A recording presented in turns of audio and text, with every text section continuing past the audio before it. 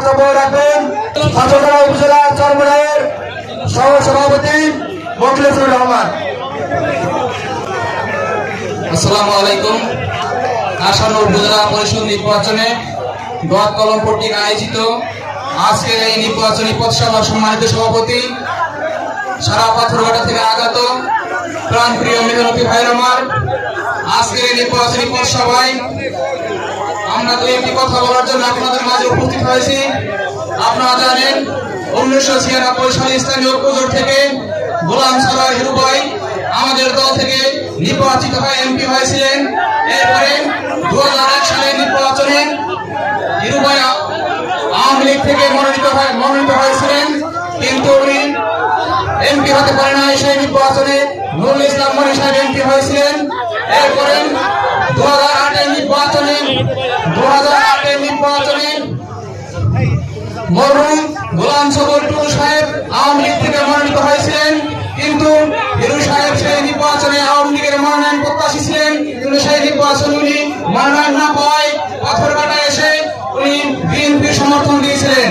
আপনারা জানেন, এরপরে বিভিন্ন দলের পিছনে গুড়গুড় করার পরে আমাদের কাছে যখন আসছিলেন, পরবর্তীতে আমরা বিভিন্ন পরীক্ষা নিরীক্ষার পরে ওনারা আমরা উপনির্বাচনে মনোনীত করেছিলাম। সেই উপনির্বাচনে আমাদের মুজাহিদ ভাইরা, আমাদের খেটে খাওয়া মানুষেরা, পাথরঘাটার প্রত্যন্ত অঞ্চলের মুজাহিদ ভাইরা অক্লান্ত পরিশ্রমের মাধ্যমে সেই নির্বাচনে ওনাকে 58,000 ভোট দিয়েছিল। সেই ভোট পেয়ে এই আমাদের সকল মুজাহিদ ভাইদের সাথে এবং পাথরঘাটার মানুষের সাথে প্রতারণা করেছেন। আমাদের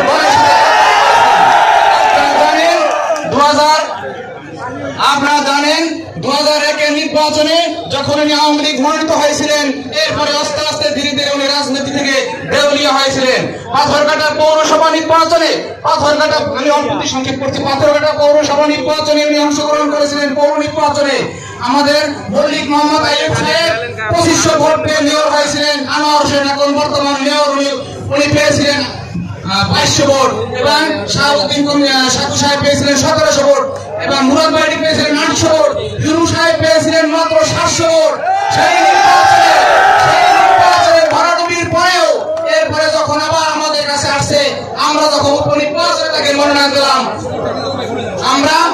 আমরা তখন এখন আমি আপনাদেরকে পুরো আহ্বান জানাচ্ছি, হিরু সাহেব যখন এখন বর্তমানে তার স্ত্রীকে আবার নির্বাচনে নামিয়েছেন, এই নির্বাচনে উনি চেয়ারম্যান